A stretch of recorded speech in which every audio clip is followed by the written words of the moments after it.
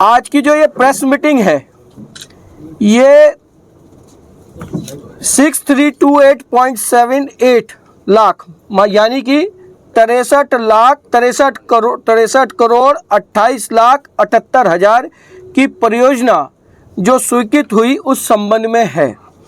Social media के माध्यम से इस परियोजना पर खर्च हुए धन पर सवाल खड़े करते हुए एक भ्रष्टाचार का नैरेटिव सेट करने का प्रयास किया जा रहा है। भ्रष्टाचार सरकार और जनप्रतिनिधि एवं अधिकारी से शुरू होकर माननीय जिला प्रभारी मंत्री जी को भी घेरा गया कि उन्हें मालूम नहीं कितना धन आवंटित हुआ, विधायक जी को नहीं मालूम कितना आवंटित हुआ। इस तरह के तरह की यहाँ बातें की जा रही हैं सरकार की, जिसमें छवि को धूमिल करने का प्रयास हुआ है। फेसबुक पर तरह तरह के अमाउंट डिकोड हुए हैं। एक अमाउंट डिकोड हुआ है 65 करोड़, दूसरा अमाउंट डिकोड हुआ है 67 करोड़, तीसरा एक दैनिक समाचार चिंगारी पत्र में 38 करोड़ जो टेक्निकली छपा है एक 7 मिस्टेक से, वो भी डिकोड किया गया और चल रहा है। पहले मैं विस्तृत जानकारी इसी मुद्दे पर दूंगा, उसके बाद जो बहुत इम्पॉर्टेंट है कि ये नैरेटिव क्यों सेट किया जा रहा है, किसके द्वारा, इसका खुलासा साक्ष्यों के साथ आज हम इस प्रेस मीटिंग में करेंगे। आज अगर हम चुप रहते हैं तो ये अब खुद के साथ और समाज के साथ भी धोखा होगा। बात शुरू हुई है ये इस कटिंग से, जो कि पूर्व सांसद बोले कहाँ गए बाढ़ से बचाव की परियोजना के 65 करोड़, कराएंगे जांच। और ये विधुर सभागार में बैठे हैं और यहाँ पर नायब तहसीलदार साहब बैठे हैं, चावला साहब, और इस विधुर सभागार में इनका बैठने का कोई अधिकार नहीं। चुनाव हारने के बाद आदमी बिल्कुल सामान्य होता है, उसका कोई प्रोटोकॉल नहीं होता, और विधुर सभागार में आपने बैठकर ये प्रश्न चिन्ह सरकार पे लगाया है और विधायक पे लगाया है, मंत्री को घेरा है और इसकी जांच की बात करी है। और इस योजना में आंकड़े भी आपने, इस योजना के जो आंकड़े थे वो भी आप सबने गलत बताए हैं। उसके बाद ये दूसरी कटिंग मैं पढ़ता हूँ, परियोजना के लिए मंजूर हुए थे 65 करोड़, ये भी आंकड़ा गलत है। फिर माननीय सांसद जी के द्वारा, पूर्व सांसद जी के द्वारा एक नैरेटिव सेट करने का प्रयास किया गया, जिसमें भारतीय किसान यूनियन सामाजिक के राष्ट्रीय अध्यक्ष सवाल करते हैं, बड़ी लंबी चौड़ी पोस्ट लिखते हैं 65 करोड़ से संबंधित, और सरकार पर प्रश्न उठाते हैं भ्रष्टाचार के, और उनकी कटिंग भी डालते हैं अपनी फेसबुक पर। उसके बाद कांग्रेस पार्टी के जो पूर्व में जिलाध्यक्ष रहे, वर्तमान में प्रदेश के अधिकारी हैं, उनके द्वारा 65 करोड़ पर सवाल खड़ा किया गया। उसके बाद किसी विपिन चौधरी ने लिखा है, नेता कोई भगवान थोड़ी है, 67 करोड़ का हिसाब लो, घर पर जाओ, बाहर निकालो, मारो सालों को। एक नारी के लिए ये शब्द लिखवाए गए हैं, एक माननीय जनप्रतिनिधि के लिए ये शब्द लिखवाए गए हैं। उसके बाद प्रशांत चौधरी लिखते हैं, मंत्री जी 67 करोड़ या 38 करोड़, बाकी पैसा कहाँ है। उसके बाद ये यूपीएलए जाट करके है कि गलखा माता मंदिर पर मैंने भी जाकर देखा, लेकिन वहाँ 65 करोड़ का कोई संकेत नहीं मिला। वहाँ केवल 4 ट्रक पत्थर और 2-3 जियो ट्यूब थी, जिनकी कीमत लगभग 4 लाख। हेमेंद्र कुमार कालदेव लिखते हैं 65 करोड़ खर्च, हिसाब दो, बिल्कुल सही है, लेना चाहिए। गौरव कुमार लिखते हैं 67 करोड़, बड़ी बात थोड़ी है, हमारे जिले से तो गंगा एक्सप्रेसवे गायब हुआ। ये लिखते हैं पन्नी में गंगा का पानी रुक जाएगा, प्रभारी मंत्री भी आश्वासन दे गए, किसान की मेहनत फसल बर्बाद हो गई। क्या पन्नियों में ये जो जियो ट्यूब ऐसे पन्नी बताकर कहा गया कि पन्नी में रेता रोकने का काम किया गया। अब हनी जाट कौन है, इनकी जब मैंने फेसबुक प्रोफाइल खोली तो पता लगा ये राजा भारतेंद्र सिंह जी के साथ हर जगह घूमते हैं। फिर यहाँ पर ये लिखते हैं साकेंद्र प्रताप सिंह आपका प्रयास सराहनीय है मामा जी। फिर लिखते हैं यहाँ पर इनके संजय त्यागी, जो श्रेय ले रहे थे 20 जुलाई 2023 को, जिन्होंने पोस्ट की थी अपनी फेसबुक पर, वह लोग खा गए। ये संजय त्यागी जी भारतेंद्र जी के पीएस हैं, और ये नैरेटिव पूरा सेट किया गया कि साले सब चोर हैं। उसके बाद यहाँ पर ये मिठाई खिलाते हुए अपने मामा जी को जन्मदिन की बधाई देते हुए। उसके बाद माननीय मुख्यमंत्री जी से मिले रॉबिन जी के साथ तो अति का अंत और टैग किया। उसके बाद माननीय भारतेन जी के साथ हनी जाट राणा जी खड़े हुए हैं और ये संयोजक हैं और बधाई दे रहे हैं मिथुन पवार को। ये इनका पूरा लिंक एक पूर्व सांसद द्वारा सरकार पर उंगली उठाने का काम किया जा रहा है।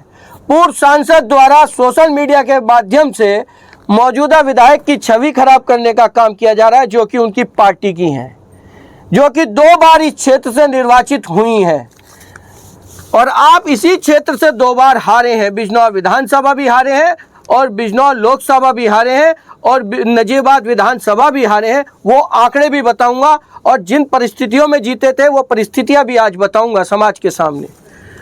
अनुज जाट कुमार, इन्होंने माननीय मंत्री जी का फोटो पेंट जो गलखा माता मंदिर पे है, जियो ट्यूब है उसका फोटो और पूरा लिखा और इन्होंने दिखाया हकीकत जनता के सामने है। जो आज बोलते हैं हमने कार्य क्या किया, हमें बदनाम किया जा रहा है, 63 करोड़ कहाँ गया, ये पूरा विवरण डालते हैं।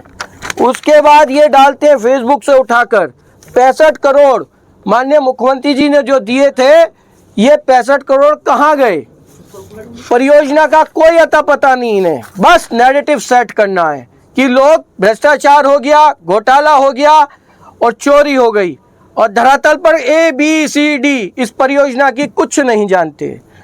आगे लिखते हैं जो पैसा पूर्व राज्य मंत्री राजा भारतेन जी ने भारत सरकार को पत्र लिखकर पास कराया था, 63 करोड़ का घोटाला हुआ है। ये पैसा भारत सरकार से पास हुआ और उन्होंने माननीय पूर्व सांसद का पत्र भी जारी कर दिया फेसबुक पे।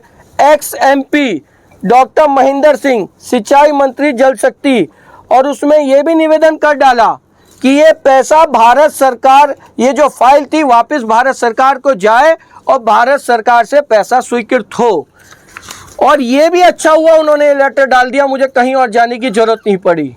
ये 18 फरवरी 2020 का लेटर भारत सरकार को उत्तर प्रदेश सरकार से फाइल वापस भिजवाई जा रही थी।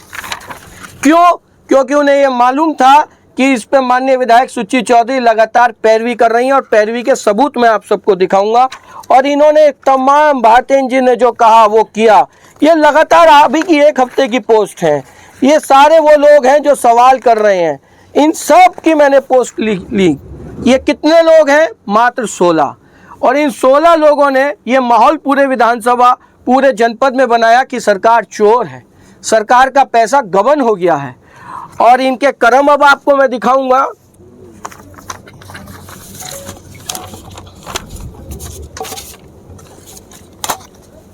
ये परियोजना अब मैं आपके सामने पढ़ने जा रहा हूं और इस परियोजना से पहले मैं आपको आदरणीय माननीय मुख्यमंत्री जी द्वारा जो ये पैसा स्वीकृत हुआ, कैसे पैरवी हुई, वो आपको मैं बताऊंगा आज।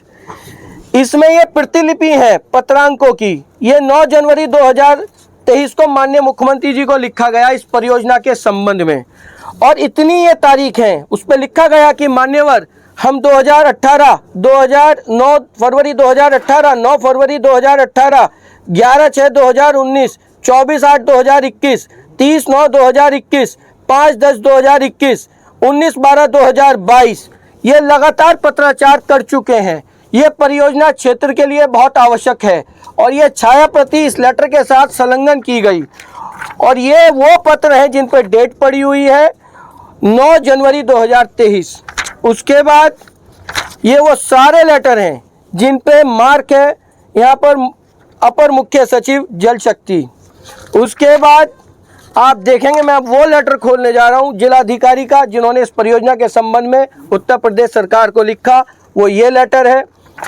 उसके बाद प्रमुख सचिव सिंचाई को गया ये SC का लेटर, ये प्रमुख सचिव सिंचाई का आख्या। उसके बाद ये आदरणीय प्रसाद साहब, अब मैं इस लेटर को पढ़ूंगा जो बहुत इंपॉर्टेंट है क्षेत्र को ये जानने के लिए कि ये परियोजना कैसे पास हुई थी। माननीय जल शक्ति मंत्री जी को संबोधित श्रीमती सुच्ची मौसम चौधरी विधायक बिजनौर उत्तर प्रदेश का पत्र संलग्न कर रहा हूं, जिसमें उन्होंने जनपद बिजनौर के अंतर्गत आने वाले ग्रामों की सुरक्षा हेतु कटाव निरोधक एवं बाढ़ सुरक्षा कार्यों की परियोजना हेतु 61,13,80,000 रुपये धन आवंटित करने हेतु अनुरोध किया है। माननीय मंत्री जी का निर्देश अनुसार, कौन माननीय मंत्री जी? ये केंद्रीय मंत्री कौन थे? शेखावत सर। उसके बाद उन्होंने लिखा इसमें कि निर्देशानुसार आपको अवगत कराना चाहता हूं कि वर्तमान में जल शक्ति मंत्रालय भारत सरकार में इस तरह की कोई योजना संचालित नहीं है। जल्द ही इसे संबंधित योजना शुरू होने की संभावना है। अतः आपसे अनुरोध है कि जब तक जल शक्ति मंत्रालय के अंतर्गत इस प्रकार की योजना प्रारंभ नहीं होती है, तब तक आप उत्तर प्रदेश सरकार कि किसी योजना के अंतर्गत उक्त कार्य करवाने की कृपा करें। जैसे ही जल शक्ति मंत्रालय में इससे संबंधित कोई योजना शुरू होगी, इस कार्य को इस मंत्रालय के अंतर्गत में ले लिया जाएगा। ये पत्र है, आपने देखा होगा, मैंने पूरा दिखाया भारत सरकार का। और जब हम आदरणीय कैबिनेट मिनिस्टर, सेंट्रल मिनिस्टर साहब से मिले थे, तो उस वक्त उन्होंने मुझे बताया कि ये फाइल कभी केंद्र की झोली में, कभी उत्तर प्रदेश सरकार की तरफ पे इसका पेंडुलम बन रहा है। अगर आपको योजना पास करानी है तो ये फाइल हम वापस कर रहे हैं। और मैं अभी माननीय मंत्री डॉक्टर महेंद्र सिंह जी से बात करता हूं। उन्होंने मेरे सामने फ़ोन पे बात किया और कहा कि ये बहुत चिंतित है और ये परियोजना पास होनी चाहिए। तब हम लोग आके उत्तर प्रदेश सरकार के जल शक्ति मंत्री जी से मिले और ये नाबार्ड के द्वारा ये परियोजना पास कराई गई। अब जब परियोजना पास हो गई तो कितने की हुई, ये सारे वो लेटर मैंने आपको दिखाए जो ये हमने पैरवी के करे हैं। इसकी कॉपी मीडिया के लिए स्वीकृत है, जल शक्ति मंत्री जी की, भारत सरकार की भी, और उत्तर प्रदेश सरकार के माननीय मंत्री जी की भी, और डीएम की भी, एससी की भी, चीफ की भी, सबके पत्र इसमें संलग्न है। अब ये परियोजना थी कितने की? ये परियोजना बनके तैयार हुई 63,28,78,000। ये काम की लागत आई इसमें 30,32,83,000। 30 करोड़। बाकी पैसा कहाँ गया? तो उन बुद्धिजीवियों को मैं समझाना चाहता हूं कि अगर क्षेत्र के लिए काम किया होता या जानने की थोड़ी बहुत बुद्धि होती तो एक बार चीफ या एससी से ही पूछ लेते, भले मानसो। हमने शुरू से कहा कि ये परियोजना 63 करोड़ की थी, पर ये टेंडर जब हुआ तो बाकी पैसा उत्तर प्रदेश सरकार के कोष में गया, हमारा बाकी पैसा बचा। और 30 करोड़ में से अब काम क्या हुआ, उन्हें यह भी अंदाजा नहीं। सारा काम बिजनौर विधानसभा में नहीं हुआ, सारा काम एक हुआ नजीबाद विधानसभा के गांव गौसपुर में। वहां पर काम हुआ 1500 मीटर, जहां पर 12 बोल्डर स्टड्स बने, 1500 मीटर बोल्डर की अप्रोच बनी, जिस पे खर्च हुए 13,46,44,000। तो 13 करोड़ जिस विधानसभा से आप चुनाव लड़े और हार गए, उसमें खर्च हुए। काश इस मुद्दे को तभी भुना लेते, जीत भी सकते थे, पर आप तो कुछ और ही कामों में माहिर हैं, जीत आपको नसीब नहीं हो रही है। तो आजकल आप खिस्सियाई बिल्ली खंबा नोचे वाली आप पद्धति पे चल रहे हैं। बाकी काम बिजनौर विधानसभा में 17,17,16,000 का हुआ। और ये हुआ कुंदनपुर सुखापुर 560 मीटर, फतेहपुर सवाचन टीप 1100 मीटर, 15 मीटर इसकी लंबाई जो ऐसे लगती है, और सीमली व मोहिद्दीनपुर, कोहरपुर, राजारामपुर, रघुनाथपुर। मैंने इसमें कहीं भी नाम गलखा माता मंदिर का नहीं पढ़ा। गलखा माता मंदिर पर जो जियो ट्यूब लगी हैं वो इस परियोजना का हिस्सा ही नहीं थी। गलखा माता मंदिर कट रहा था, और जिसके लिए फेसबुक पे इन्होंने डाली है पोस्ट कि 16 तारीख की पोस्ट है, माननीय विधायक जी की 65 करोड़ की परियोजना। और गलखा माता मंदिर पे मैं गया तो मुझे वहाँ कुछ नहीं मिला। उस वक्त 16 जून को 2023 को, जुलाई को, 16 जुलाई और 20 जुलाई को गंगा मैया द्वारा कटान किया जा रहा था। वहाँ पर ठेकेदार को बुलाया गया और उसे वास्ता दिया गया और ये कहा गया ये प्राचीन मंदिर है, एकमात्र मंदिर रुक्मणी देवी का है, इसे बचाना हम सबका कर्तव्य है। और उस व्यक्ति ने बिना परियोजना के, बिना किसी सरकारी पैसे के वहाँ जियो ट्यूब लगाई और उस मंदिर को बचाने का काम किया और आज तक उसे इस काम के पैसे नहीं मिले। तो गबन कहाँ हुआ, किसकी निगाह में हुआ, चोर कौन है? वहाँ पर श्रमदान हुआ। आप श्रमदान करने 2023 में नहीं आए, आपने जानना ही नहीं चाहा। और जहाँ पर ये पैसे लगे हैं 17,17,16,000, वहाँ पर 1 इंच भी कटान नहीं हुआ है। अगर वहाँ कटान हुआ है तो हमारी परियोजना खराब है, उत्तर प्रदेश सरकार की टेक्निकल टीम खराब है। मौके पे जाइए, सब पत्रकार बंधुओं से निवेदन करता हूँ कि मौके पर जाइए और ये जानने का प्रयास कीजिए 17 लाख रुपए, 17 करोड़ लगे कहाँ थे और जहाँ लगे वो सुरक्षित है या नहीं। टेक्निकल ग्राउंड पे जब पहुंचेंगे तो आपको पैसा का सदुपयोग नजर आएगा। रावली तटबंध पर बहुत देर से शोर मचा रखा है, जोड़ रखा है 65 करोड़ से।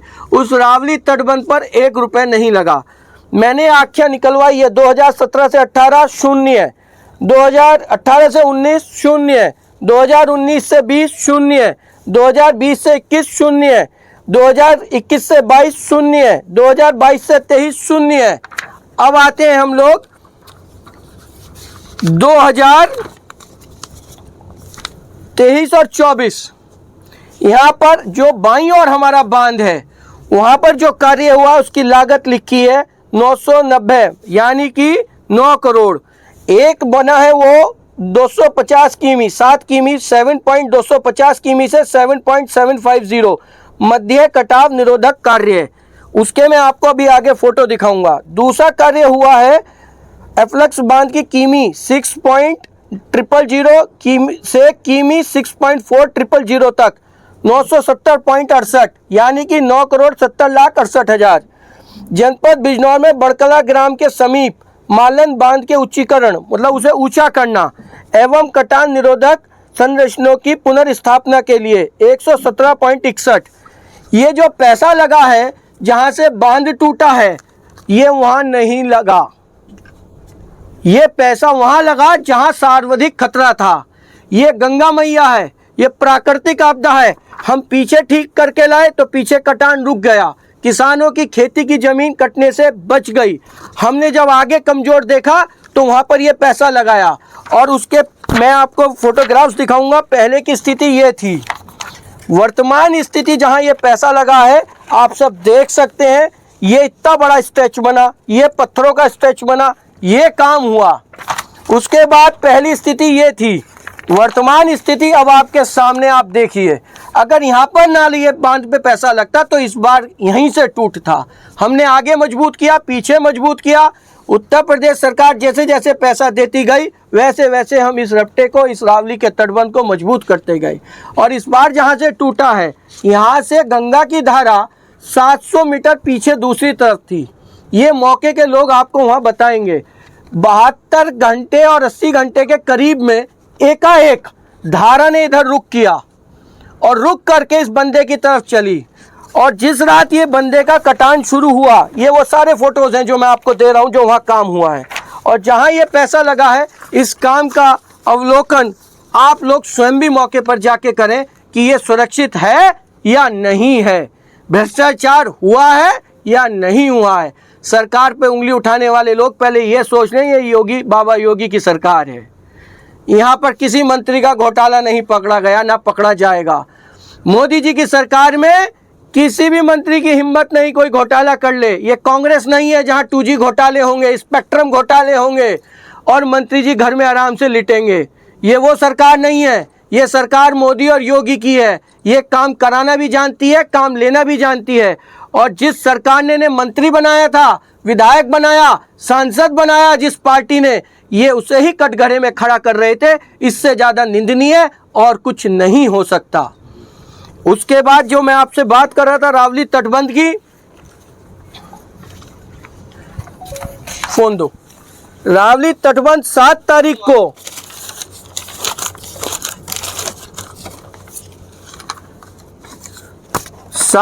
को जब रावली तटबंध की सूचना हम लोगों के पास आई तो उस वक्त ये कहा गया कि बंदे को खतरा है और रात के समय हम लोग बंदे पे पहुंच गए।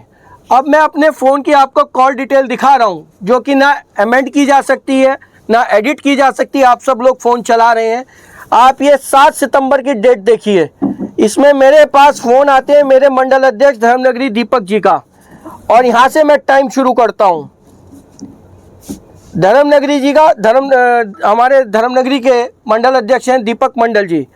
रात को 10 बजे इनसे बात होती है, फिर 10:40 पे दूसरी बात होती है वहीं रावली के श्रवण से, फिर वहाँ मंडावली के शादाब से बात होती है, हमारा अल्पसंख्यक मोर्चे का कार्यकर्ता है। फिर बात होती है हमारी सीधी एक्शन से 11:36 मिनट, 11:46 रात को सीडीओ साहब से, एसडीएम साहब से 11:50 मिनट। फिर धर्मनगरी दीपक से बात रात को 1:53। एक्शन सिंचाई खंड ब्रजेश मौर्य से 2 बार बात हुई, 2:04, रात के 2:04। दीपक जी से 3:22। फिर रावली श्रवण जी से बात हुई, सुबह 4:31 पे बात हुई। ये पूरी रात 7 तारीख को जागे, अधिकारियों से काम कराया, अधिकारियों से बचाया। आपसे पूछना चाहूँगा, ये कॉल डिटेल अन्य की भी देख लें, किसने अधिकारियों से बात करी और चिंता करी। हमने इस विधानसभा क्षेत्र को परिवार माना है, इसलिए पूरी रात एक्शन सीडीओ, एसडीएम, एडीएम और मौके पर जाकर भी उस स्थिति को भांपकर आदरणीय स्वतंत्र देव जी को बताया। और आदरणीय जल शक्ति मंत्री स्वतंत्र देव जी की मैं आपको कॉल दिखाऊंगा। उन्होंने लगातार इस विषय पे मुझसे संपर्क में रहते हुए ये कहा कि मौसम अगर वहाँ चीफ 1 है तो मैं 4 भेज रहा हूँ, ऐसी भेज रहा हूँ, सामान कम पड़ जाए तो ले लेना, किसी भी तरह से ग्रामवासियों को नुकसान नहीं होने देना, सरकार तुम्हारे साथ खड़ी है। और आदरणीय जल शक्ति मंत्री जी के कहे हुए शब्दों का एकाएक श्रवण सिंचाई विभाग टीम ने किया, प्रशासन ने किया, और वहां पर एकाएक आज बंदा भी सुरक्षित है। 1 इंच भी किसी गांव वाले की जमीन का नुकसान नहीं हुआ। हम लोग रात को सोए नहीं, हमारा ये कर्तव्य था कि आदरणीय मंत्री जी को बताएं, अपने विभाग के जल शक्ति मंत्री जी को बताया, तो आदरणीय स्वतंत्र देव जी ने इस विषय पर मुझसे 6 बार बात की। सुबह 6 बजे फ़ोन आया, क्या स्थिति है, ये कर्म योगियों की सरकार है, ये बरगलाने वालों का राज नहीं है। और आप क्या कर रहे थे, आप विद्युत सभागार में बरगलाने पहुंच गए। आप वहां पर जाके गलखा माता मंदिर की चिंता व्यक्त कर रहे थे। पूछना चाहूँगा, उस गलखा माता मंदिर पर आज तक उस रियासत से क्या 1 रुपये भी निकला है जिस रियासत के महाराजा बने घूम रहे हो? कभी उस गलखा माता मंदिर या किसी धर्मशाला, रविदास धर्मशाला, कहीं जाके कुछ पुण्य लाभ कमाया है? कुछ तो डाटा होगा। आज जनप्रतिनिधि का क्या दायित्व होता है? जनप्रतिनिधि का दायित्व पे भी आपसे चर्चा करूंगा। जनप्रतिनिधि का दायित्व है कि जो सरकारी योजना उन्हें धरातल पे लाए और जन भावनाओं की आवश्यकता अनुसार उन्हें समाज में लागू करे। दूसरा दायित्व जन सुनवाई करे। जन सुनवाई कैंप कार्यालय पर होती है या आवास पे होती है? बिजनौर विधानसभा क्षेत्र से विधायक बने, सांसद बने, सिंचाई मंत्री बने, कैंप कार्यालय कहाँ, आवास कहाँ? एक जन सुनवाई का प्रमाण दिखाओ, फेसबुक पे फोटो दिखाओ, कितने लोगों की जन सुनवाई करी? याद तभी आती है जब चुनावी बरसात आती है, तभी याद आती है कि हाँ हम निकले और मुद्दा ढूंढते हैं, मुद्दा बनाने की कोशिश करते हैं कि हम आए अब सेवा के लिए। आपदा में क्षेत्रवासियों के साथ रहना ये जनप्रतिनिधि का सबसे पहला कर्तव्य है। पूछना चाहूँगा, कोरोना काल में कहाँ थे? लंपी में गौ सेवा जब कर रहे थे हम लोग, तुम कहाँ थे? जिस गाय के नाम पर क्षेत्र में घूमकर वोट मांगते थे, बछड़े को दिखाते थे और कहते थे इसे सपा सरकार में कसाईयों ने काट दिया, और उस आपदा में लंपी में जब वो बछड़ा और गाय पीड़ित हुई, तुमने कितने बछड़े उठाकर अस्पताल पहुंचाए? तुम्हारी कथनी और करनी में क्या फर्क है? ये साफ दिख रहा है, जनता जानती है। बाढ़ प्रभावित क्षेत्र रावली ब्रह्मपुरी में गए, अभी नवलपुर में बाढ़ आई, जाके किसी को अपनी रियासत में से 10 किलो का अनाज का कट्टा दिया? किसी को 1 पैकेट खाने का दिया? नहीं दिया। बाढ़ कई बार आई, 2023 में आई, नहीं निकले। कोरोना में तो साहब गिटार बजा रहे थे मसूरी में, और ये भी कहा कि जिंदा रहूंगा तो राजनीति होगी। किस प्रकार की जनसेवा का मुखौटा ओढ़े पहन रहे हो? शुक्र मनाओ तुमने भगवा कुर्ता पहन रखा है, जिस भगवे की लाज ये जनता और समाज और हिंदू समाज करता है, क्योंकि भगवा पहनकर ही सीता का हरण हुआ था और भगवा पहनकर ही रावण ने ये कुकृत्य किया था। तुम भी उसी कुकृत्य के साथ इस समाज को ठगने का काम करते हो। उसी तरीके से भगवे की आड़ में कोई जनसेवा नहीं, सिर्फ राजनीतिक षड्यंत्र करना तुम्हारी एक सोच है। कहाँ थे आप जब मजदूर घर वापसी के लिए तड़प रहे थे कारगिल से ऊपर? 27 मजदूरों की जान फंसी हुई थी, उस वक्त कहाँ थे जनाब? जब घर जल रहे थे गरीबों के, जलालपुर काजी कहाँ थे? जब एक किसान पाल समाज का भेड़ चुगाने वाला, उसकी 38 भेड़ें छाछी मोड़ के पुल पे कुचल दी जाती हैं, तब कहाँ थे? जब एक किसान की वहाँ पर भैंस मर गई, गाँव में उसका घर जल गया, तब कहाँ थे? तब चिंता क्यों नहीं हुई इस क्षेत्र की जनता की? अगर इतना ही बड़ा शौक है तो जरा सार्वजनिक कर दो अपनी कॉल डिटेल, और ये भी पता लग जाएगा कितनी जन सुनवाई तुमने 4.5 साल में की, कितने जनता के लोग तुम्हें फ़ोन करते हैं, कितने अधिकारियों से तुमने बात करी, पर कर नहीं पाएंगे जनाब, क्योंकि जनाब घर से ही टूटे हुए हैं। पहले घरवाली छोड़ी, फिर दूसरी छोड़ी और अब तीसरी। हो सकता है वहीं फ़ोन पे व्यस्त रहते हों। मैं कभी व्यक्तिगत आरोप नहीं लगाता था, पर जब हमला करा है और जो तुमने कमेंट करे हैं, जो गालियां तुम्हारे चेलों ने दी हैं, शुक्र मनाओ मैं भाजपा का कार्यकर्ता हूं, अनुशासन में हूं और गरिमा में हूं, वरना ये जो बात तुम अपने चेलों से और शिष्यों से लिखवा रहे हो, उस बात को कोई भी व्यक्ति बर्दाश्त नहीं करेगा। और आज मैं पत्रकारों के माध्यम से कह देना चाहता हूं, अगर तुम्हारे चेले नहीं सुधरे तो अब हम सुधारने का काम करेंगे और निश्चित तौर से करेंगे। और अपनी सुरक्षा भी बढ़ा लेना अब, क्योंकि कोई भी सम्मानित व्यक्ति अपने परिवार पे आरोप किसी भी तरह का गंदा और भद्दा लगवाएगा नहीं। अगर प्रमाण है तो साबित करो, हम चोर हैं तो साबित करो, पर तुम झूठे आरोप लगाकर समाज को धोखा देने का काम कर रहे हो, समाज को बरगलाने का काम कर रहे हो। गरीब लड़कियों की शादी जो इस कैंप कार्यालय से हुई उसका रिकॉर्ड है, इस कार्यालय पर जो सुनवाई हुई उसका रिकॉर्ड है, धर्म के क्षेत्र में जो कार्य हुए, अयोध्या दर्शन हुए कार्यकर्ताओं के लिए, जनता के लिए, उसका रिकॉर्ड है, कार्यकर्ताओं के लिए कुंभ स्नान किया गया उसका रिकॉर्ड है। आपके पास कौन सा रिकॉर्ड है? किस कार्यकर्ता की मदद की आपने? किस कार्यकर्ता के लिए संघर्ष किया? जब 2016 में समाजवादी पार्टी के विरुद्ध हम लोग विधानसभा घेराव कर रहे थे, हम पूरी टीम के साथ थे, आप जनाब उस वक्त भी नहीं थे। बस आपको याद आती है चुनाव के वक्त भारत माता की जय, बस इसके अलावा एक नारा और देंगे, जय श्री राम, फ्री में हो जा हमारा काम। ना जनता के दुख से मतलब, ना जनता के कामों से मतलब, ना जनता की सुरक्षा से मतलब। कहाँ थे जब सीए में तोड़फोड़ हुई, सारी दुकानें तोड़ दी गई सिविल लाइन की? किसके घर में जाके आपने मुआवजा दिया? किसको जाके आपने मदद के लिए पूछा? जब जीएसटी का छापा मार्केट में पड़ा, हम लोग डाक खाने पे थे, तुम इस क्षेत्र से सिंचाई मंत्री रहे, विधायक रहे, सांसद रहे, तब कहाँ थे तुम? कितने अब गिनाऊं तुम्हारे? कोरोना काल को छोड़ो, आप इस पे देख लो, फतेहपुर कला, वहां पर पानी भरा रहता था चारों तरफ से, तब क्यों 45 साल? पूछना चाहूंगा, जब सिंचाई मंत्री थे तो क्यों नहीं बनवाई मोंडिया केतपुर की सड़क?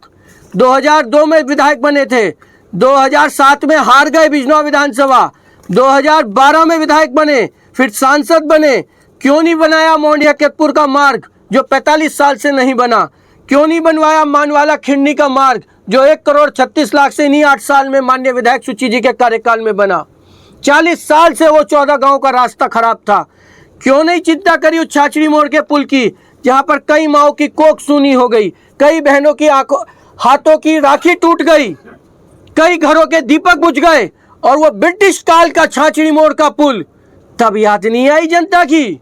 क्यों नहीं बनवाया? सिंचाई मंत्री रहते हुए, सांसद रहते हुए क्यों पैरवी नहीं करी? लेटर लिखा था भारत सरकार को, और क्या लेटर लिखा था कि ये पत्रावली भारत सरकार को वापस कर दी जाए। भारत सरकार कह रही है कि हम पर योजना नहीं है, वो चाहते ही नहीं थे कि ये योजना धरातल पे आए और आदरणीय विधायक माननीय सुची चौधरी का नाम हो जाए, उन्हें इस बात का डर था। इसीलिए जब पेंटून पुल बना तो मौके पे पहुंचे उस घरों में, जहां 7 बहनों की मृत्यु हो गई, और वहां जाकर एक जिसकी मां मरी उसके थप्पड़ मार दिया, और वहां से जनाब जूते खा के भागे। बिजनौर में प्रबल कांड हुआ, जूते छोड़ के भागे। आज भी पेड़ पे जनाब का जूता टंगा हुआ है। जब लोकसभा का चुनाव में टिकट लेके आए और चुनाव हारे तो सोहड़ी में झंडे दिखाए, मीरापुर विधानसभा में काले झंडे दिखाए। अब तो शर्म कर लो, जूते भी खा चुके हो, काले झंडे भी देख चुके हो। किस बात की राजनीति करने का रूप भर रहे हो? किस बात के जनसेवक बनने का रूप भर रहे हो? कोई जगह नहीं बची तुम्हारी जूते खाने के अलावा। और इतने सबूत हैं, अगर वो मैं अभी दिखा दूं तो ये मेरी माँ ने नहीं सिखाया, मेरे पिता ने नहीं सिखाया, ना मेरे पास ऐसे संस्कार हैं। मुझे जो चिट्ठी दी आती है, उन चिट्ठियों का आज अवलोकन कर लीजिए। चिट्ठी कब आई, मैंने आज तक इस चिट्ठी का भी खुलासा नहीं करा। इस पे डेट पड़ी हुई है चिट्ठी पर, और ये किसी हिंदू जागरण मंच के किसी जोगेंद्र सिंह महामंत्री हिंदू जागरण मंच, आगे लिखा आरएसएस, निवासी ग्राम जगन्नाथपुर कोतवाली नगीना जनपद बिजनौर। और उसमें प्रतिलिपि दी गई है। 31/8/2024 को ये चिट्ठी दी गई, और उसमें ये प्रतिलिपि हमारे पास आई, पर हमने कभी किसी को नहीं दिखाई, हमने कभी इस पर राजनीति नहीं करी। और उसमें लिखा है कि आपके संबंध किसी पढ़ते हुए भी शर्म आ रही है।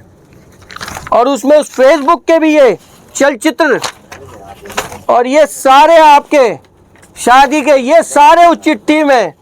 और एक तो राजवीर भाई की भी पोस्ट मिली है, 2 हसीनाओं के जाल में फंसे बिजनौर के पूर्व सांसद राजा भारतेंद्र सिंह, और उस पर ये कमेंट्स भी हुए। और ये सारी ये चिट्ठी मेरे पास आई, पर मैंने कभी ये सार्वजनिक नहीं करी। और इसमें जो तथ्य लिखे हैं वो सार्वजनिक मंच पर बताने लायक नहीं है। अगर कोई व्यक्तिगत बात करोगे या छींटाकशी करोगे तो आपकी भूतपूर्व तलाकशुदा पत्नी जो आपसे परेशान है, उन्होंने जो अपनी व्यथा सुनाई है वो आज भी मेरे मोबाइल में रिकॉर्ड है, वायरल कर दूंगा। वायरल अगर कुछ आरोप लगाया तो। अब राजनीति करनी है, लकीर खींच के स्वच्छता के साथ करो। राजनीति करनी है, सेवा करनी है तो जन सेवा करके करो। ये झूठे सच्चे आरोप लगाना बंद कर दो। हम ज़्यादा देर अब चुप नहीं रह सकते। पेदा कांड का सच सब जानते हैं। जिनके विचारों के यहाँ पर घटना हुई थी वो कह रहे थे कि मौसम भैया का इस घटना में कोई हाथ नहीं। वो 161 के बयान दे रहे थे कि मौसम भैया का कोई हाथ नहीं। और आप कुंवर सेन जो राष्ट्रीय स्वयंसेवक संघ का स्वयंसेवक है, उसके घर जाके कह रहे थे कि तुझे मैं बचा लूंगा, तू मौसम का नाम ले दे, इस घटना में उसे फंसवा दे। ये चरित्र है तुम्हारा। मैंने आज तक ये बात नहीं कही। माननीय सांसद मुरादाबाद रुचि वीरा का इस घटना को बदनाम करने की आपने साजिश रची, जबकि उस महिला ने यह कहा वो विपक्ष की सांसद है। आज मैं वो सच भी बताऊंगा कि अगर मौसम है तो एफआईआर में नाम लिखा जाएगा, और मौसम नहीं है तो एफआईआर में नाम हम नहीं लिखाएंगे। हम कोई अनुचित कार्य नहीं करेंगे। उस महिला ने ये बात कही, और तुम क्या कर रहे थे? तुम तो भारतीय जनता पार्टी के सांसद थे, तुम्हारा तो कार्यकर्ता था, तुम ये बयान दिला रहे थे। और 3 साल तक मेरी माँ जिस घर में रोई है, मेरा छोटा बच्चा, मेरी छोटी बेटी 9 महीने की, वो 3 साल तक जिसका बचपन मैंने नहीं देखा, मैं भूलूंगा नहीं ये बातें। अब तक संस्कार थे पार्टी के, गरिमा थी, पर तुम जिस नियत से उतरे हो वो नियत तुम्हारी जग जाहिर हो गई तो ये जनता तुम्हें छोड़ेगी नहीं। ये सब ऑन रिकॉर्ड बातें कही हैं मैंने आपको, सब ऑन रिकॉर्ड बातें। मित्रों, जिस कार्य की ये बात करते हैं कि हमने वो कार्य कराए हैं, बिजनौर विधानसभा क्षेत्र में हमने पारदर्शिता के साथ जो कार्य किए हैं वो भी मैं आज आप सबके सामने रखूंगा। ये वो अखबार है, हम जो करते हैं उसे छिपाते नहीं हैं, छापते हैं। ये पूरा अखबार इस बात का सबूत है। हमारी विकास गाथा का हमने काम किया तो अखबार में छपवाया, कहाँ किया वो छपवाया, और फ्रंट पेपर पे छपवाया, किसी कॉलम में नहीं छपवाया। आपकी तो विधायक निधि भी वापस जाती थी। और ये है काम माननीय विधायक सुचित चौधरी के, हर अखबार के फ्रंट पेपर पे है ये काम। और आप जानना चाहते हो काम जो कराता है उसे याद रहते हैं। मुझे याद है फतेहपुर कला का काम याद है, मुझे याद है मोहनिया केतपुर की सड़क चौड़ी कराई, मुझे याद है रावली ब्रह्मपुरी की सड़क 3 मीटर से 5.5 मीटर चौड़ी कराई, चांदपुर की चुंगी से कंबौर की सड़क बनवाई, नई बस्ती शिमला की सड़क बनवाई, मानवाला से खिंडी की 1,36,00,000 से सड़क बनवाई, नवलपुर का बैराज 1984 में लकड़ी का पुल बना था, तब से आपको उसकी याद नहीं आई, वो पुल भी इन्हीं 8 साल में बना। पेंटून पुल इन्हीं 8 साल में बना, चौकपुरी में पुल इन्हीं 8 साल में बना, चौकपुरी में पुल बना, नवलपुर में पुल बना, पेंटून बना, छाछड़ी मोड़ पे पुल बना, ये पुलों का क्षेत्र था। पशुओं के क्षेत्र में पशु चिकित्सालय बना, झालू में बना, बाखरपुर में बना। शिक्षा के क्षेत्र में आप ताज्जुब करेंगे कि बिजनौर विधानसभा मुख्यालय सिर्फ एक जीआईसी और जीजीआईसी 2 सरकारी स्कूल थे। इसके बाद पूरे देश आज़ादी से 1947 से 2017 तक एक भी सरकारी कॉलेज नहीं था। क्यों नहीं बनवा पाए? आज बिजनौर विधानसभा में इंटर कॉलेज मीरापुर खादर, डिग्री कॉलेज, मेडिकल कॉलेज, केंद्रीय विद्यालय की नींव, महाराज जी की कृपा से सांस्कृतिक विद्यालय विदुरकुटी में नींव, स्वास्थ्य के क्षेत्र में 100 बेड का महिला का अस्पताल, पुरुषों के लिए नया अस्पताल, मेडिकल कॉलेज इस विधानसभा में। ये आदरणीय योगी आदित्यनाथ जी की कृपा से हुआ है। यहाँ भ्रष्टाचार नहीं हुआ है, यहाँ पर काम हुआ है। और तुम जिस सरकार ने तुम्हें मंत्री बनाया, सांसद बनाया, विधायक बनाया, तुम उसे कटघरे में खड़ा करने चले थे। पहले होमवर्क कर लेते कि काम कहाँ हुआ है। होमवर्क तो जनाब तब करें जब ये जानने का प्रयास किया हो कि जनता किस हाल में है, जनता के हाल क्या है। क्षेत्र तो घूमा ही नहीं। नजियाबाद में गुलदार ने बच्चे का, अभी आप लोग न्यूज़ पढ़ रहे थे, मैंने नहीं देखा अभी तक राजा साहब को फुर्सत मिली हो, जिस क्षेत्र से चुनाव हार गए और लड़े और जहाँ के मूल निवासी हैं, जहाँ पर बड़ा किला है, अभी तक नहीं पहुँचे वहाँ पर उस गरीब के घर पे। अभी तक जाके संतावना नहीं जताई कि कैसे गुलदार ने उस बच्चे को खा लिया। जब से चुनाव लड़े हैं तब से नजियाबाद विधानसभा के किसी गांव में नहीं गए। कवाड़ी बाजार जरूर खुलवाने गए थे। और ऐसे काम हैं, इतनी बड़ी खैरियत है कि किले में भी जगह नहीं बचेगी मुंह छुपाने की। 12 साल विधायक, सांसद, मंत्री रहे, 12 काम बता दो। 12 लड़कियों की शादी कराई हो, 12 कार्यकर्ताओं के दिखा दो, किसी की आर्थिक मदद की हो, युवाओं के लिए क्या किया। भाई मंत्री थे, सांसद थे, विधायक थे, एक ही स्टेडियम था नेहरू। आज बिजनौर विधानसभा में शेखुपुरा में 5 करोड़ की लागत से स्टेडियम है। किस युवा के घर जाकर उस रियासत में से कुछ 11,000 या 21,000 रुपए दिए? क्या युवाओं को आगे बढ़ाने के लिए कुछ सोचा? नहीं सोचा।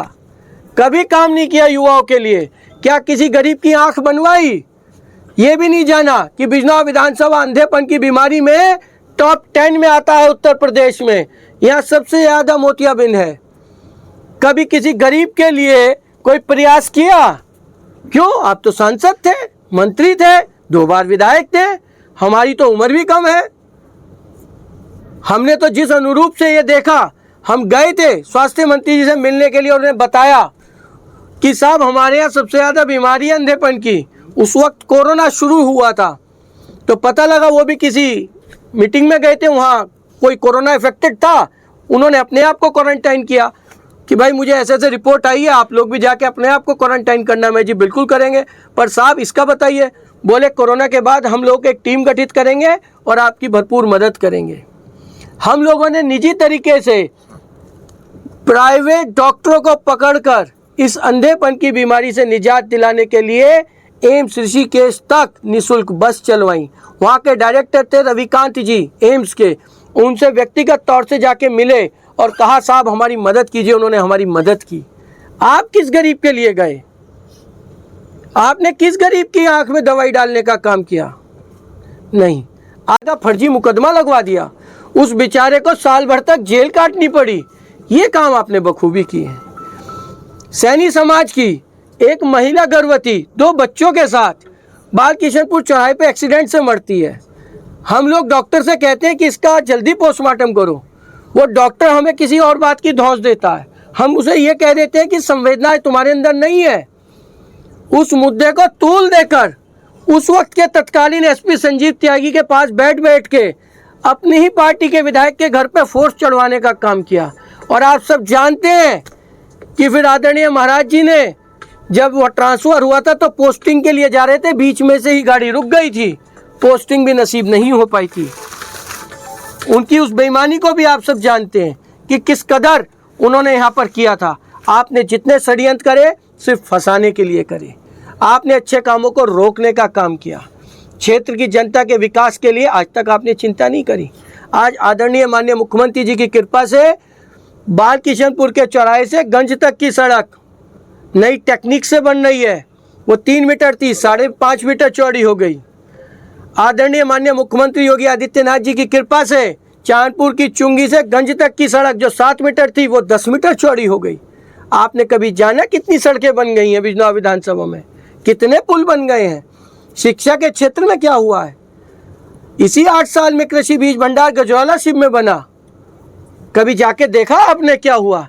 पर नहीं, आपने तो सरकार को, जनप्रतिनिधि को जिसका खाया नमक उसी की थाली में छेद करने का काम पिछले 7-8 दिन से अपने चेलों के साथ फेसबुक पर ये नैरेटिव सेट करने में लगे हुए हो, इस नैरेटिव को चलाने में लगे हुए हो। काम में कहीं कोई चोरी नहीं हुई, काम मौके पे हुआ है। मैंने सबूत के साथ आप सब पत्रकार महोदय को दिया है, प्रतिलिपि, फोटोग्राफ सब यहाँ पर मौजूद है। मौके पर जाकर आप सब देखिए। और जो लोग ये मुखौटा पहनकर ठगने के लिए निकले हैं, मैं आम जनता से आपके माध्यम से यही दरख्वास्त करूँगा कि ऐसे ठगियों का इलाज आप लोग पहले भी कर चुके हैं और ऐसे ठगों से जो वातावरण खराब करते हैं समाज में, उनसे चौकस रहिए। मेरी बात अब पूर्ण हुई। आप सब पत्रकार भाइयों का बहुत बहुत धन्यवाद मेरी बात को समाज तक पहुंचाने के लिए। अब जो भी आप सवाल करेंगे मैं उसका उत्तर देने के लिए प्रतिबद्ध हूं। मकसद ओछी राजनीति, मकसद झूठ का पुलंदा बांध के नया नैरेटिव सेट करना। उनका मकसद झूठ। अगर काम करते तो ऐसे छपवाते ना, ऐसे काम के कैलेंडर छपवाते। काम करते तो हमने काम किए हैं, हमारे कैलेंडर छपते हैं और बंटते हैं। काम करते तो प्रकाशित करते, कुछ छापते तो दिखाते। तो रजिस्टर दिखाना मानवता वाला।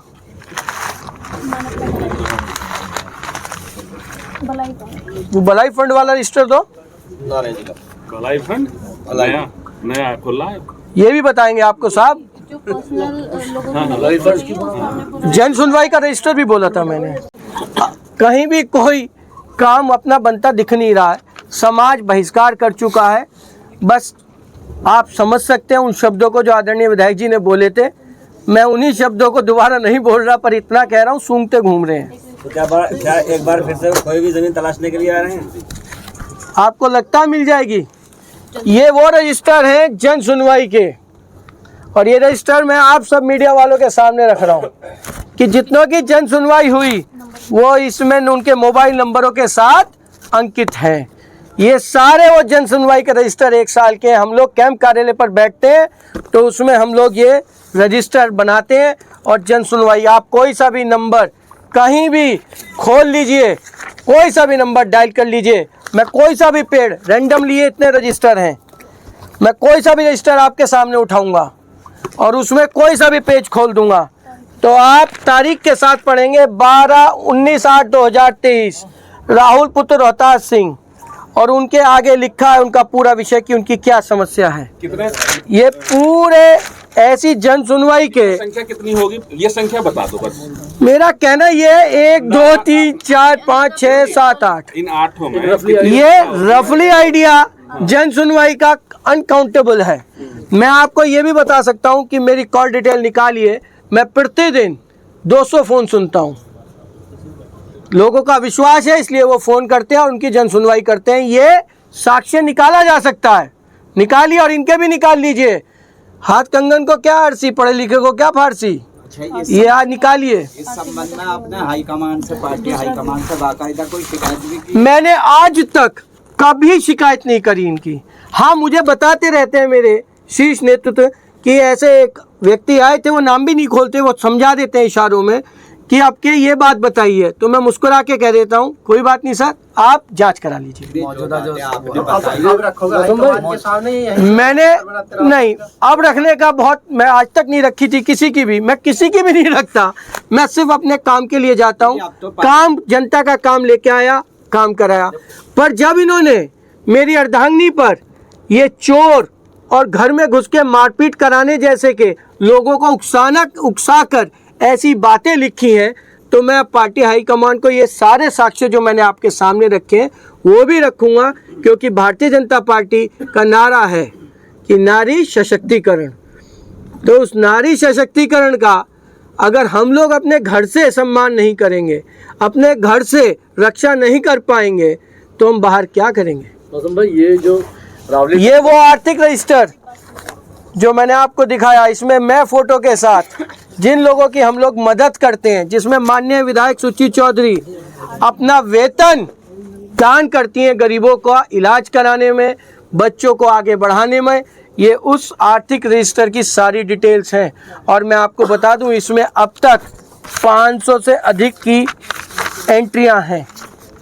गरीब लड़कियों की शादी भी है, तमाम काम है, किसी का भी एकदम से आ गया, इलाज के लिए पैसे नहीं है, तो उसे हम अपने परिवार का सदस्य मानते हुए, क्योंकि बिजनौर विधानसभा हमारे लिए एक परिवार है, कोई वोटों का बैलेट बॉक्स नहीं है। विधानसभा हमारे लिए परिवार है और हम परिवार समझ के नर सेवा नारायण सेवा के संकल्प के साथ चल रहे हैं। इसमें नारायण हमारी मदद करेंगे, ऐसी हमें आशा है। एक बात यह है, जो रावली का तटबंध था और परियोजना की बात थी, क्या वो लोकसभा की टिकट की दावेदारी तक पहुंच गई? मैं इस बात पे कोई बात प्रतिक्रिया नहीं दूंगा, क्योंकि उनके मन में क्या चल रहा है, वो क्या षड्यंत्र कर रहे हैं, वो ऐसा वही जान सकते हैं। अच्छा, मुझे इतना मालूम है कि फेसबुक पे जो ये लिखा गया और जो ये नैरेटिव मेरी सरकार के खिलाफ चलाया गया, आज मैंने उस संदर्भ में ये प्रेस मीटिंग की है, और जो अपशब्द लिखे गए हैं, मैंने उन अपशब्दों को उजागर करते हुए काम जो नहीं हुए इनके कार्यकाल में और जो अब हुए, जो ये नैरेटिव बना रहे थे कि कोई काम नहीं हुआ, मैंने अपना काम बताया और ये भी पूछा कि इन्होंने क्या किया। ये 12 साल रहे, 12 काम बताओ, 12 लोग खड़े करो। आपने जो हमले किए हैं आप पर, ये राजनीतिक है या व्यक्तिगत है?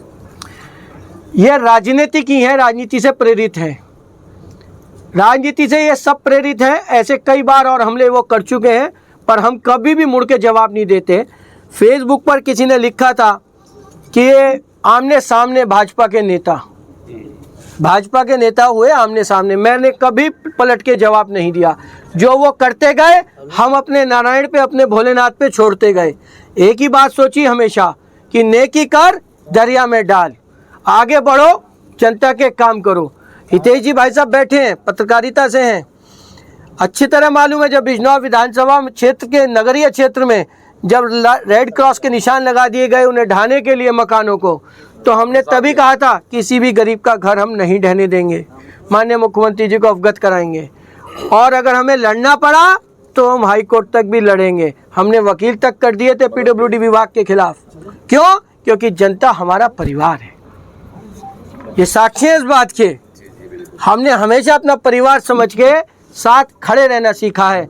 और जो आरोप लगा रहे हैं वो पहले ये देख लें कि आदरणीय विधायक सुची चौधरी, माननीय विधायक बिजनौर विधानसभा क्षेत्र से सबसे कम उम्र की विधायक बनी थी बिजनौर से, और जिन्होंने गौरव हासिल किया है।